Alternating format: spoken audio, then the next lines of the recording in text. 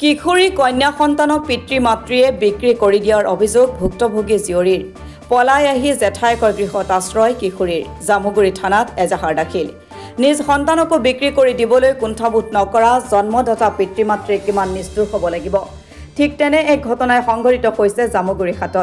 জামুগুৰিহাটৰ হাটিঙা জয়পুৰ গাঁৱৰ এইহাল পিতৃ মাতৃয়ে নিজৰে 14 বছৰীয়া কিশোৰী কন্যা সন্তানক অৰুণাচলৰ চিলিপামৰ এহাল মিছি সম্প্ৰদায়ৰ দম্পতীক বিক্ৰী কৰি দিয়াৰ অভিযোগ উত্থাপন কৰিছে নিজৰেই এইগৰাকী ভুক্তভোগী কিশোৰী কন্যাই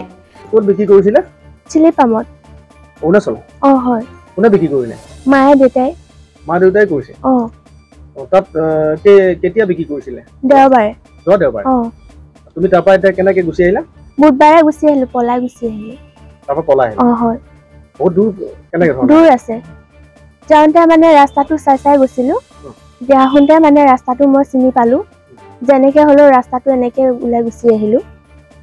তুমি পঢ়ি আছিলা হয় পঢ়ি আছিলো কোন ক্লাছত এবাৰ 7ত দেউতাই কি কৰে দেউতাই কাম নকৰে এনেকে ঠেলা ভাড়া এনেকে মাৰে মাও কাম নকৰে তোমাক যে বিক্ৰী কৰি দিয়াৰ পিছত দেউতাই তোমাক কিবা কৈছিল নেকি বিক্ৰী কৰোঁতে এনেকে ফুৰিব যা বুলি কৈছিলে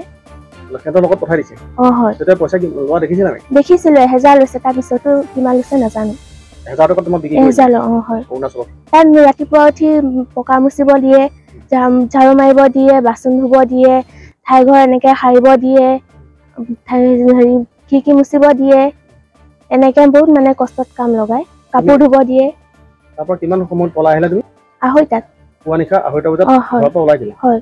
তাৰপিছত আহি পেলাই জেঠাইলৈ ফোন কৰিলো কথা পাতি আহি আছো ভয়ো লাগিব পাৰে বুলি খুৰা এজনক লগ পালো খুৰাজনে ঘৰলৈ মাতি লৈ গ'ল কেতিয়া লগ পালা ৰাতিপুৱা পালো আহোঁতে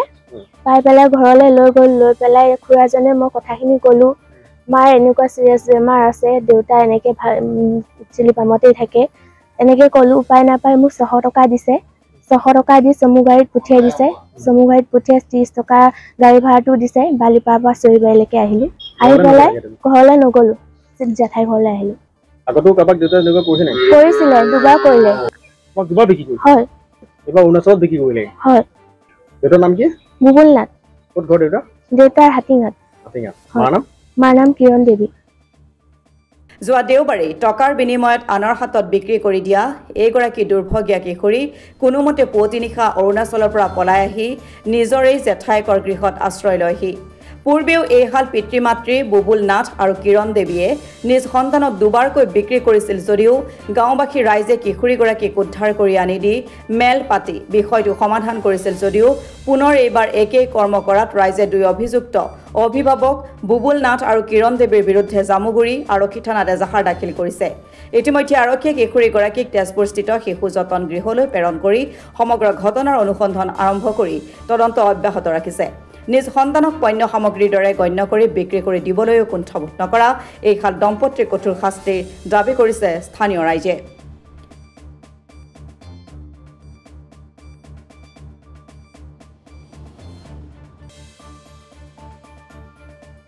তেওঁলোক ভালুকপুঙত আছিলে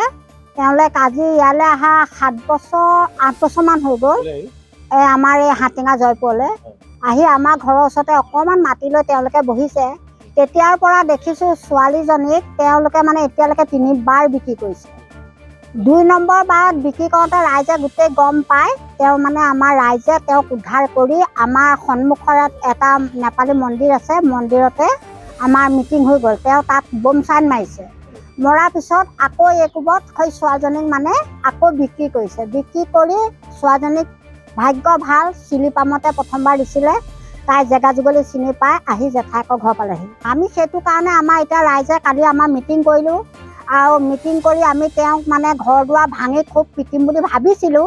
কিন্তু আমাৰ ইতিমধ্যে VTPয়ে কি কৰিলে থানালৈ যেতিয়া ফোন কৰি দিলে আমাৰ ৰাইজ মানে সজাগ হৈ গ'ল FIR দিছোঁ হয় গাঁৱৰ ৰাইজে দিছোঁ আমি ন্যায়টো বিচাৰিছোঁ 14 বছৰ নাবালিকা বাপেকজন আমি ভাবিছোঁ যে গোটেই গাঁৱৰ ৰাইজে আমি কালিও আলোচনা কৰিছোঁ নিজে জন্ম দি মাতৃ কেনেকুৱা নিষ্ঠুৰ হ'ব পাৰে আৰু বাপেক কেনেকুৱা নিষ্ঠুৰ হ'ব পাৰে নিজৰ আজি এটা সন্তান বুকত থাকিলে কেনেকুৱা ভাল লাগিব আৰু তেওঁলোকৰ মাতৃয়ে কি ভাবে নাজানে ব্যুৰ' ৰিপৰ্ট অসম টুডে।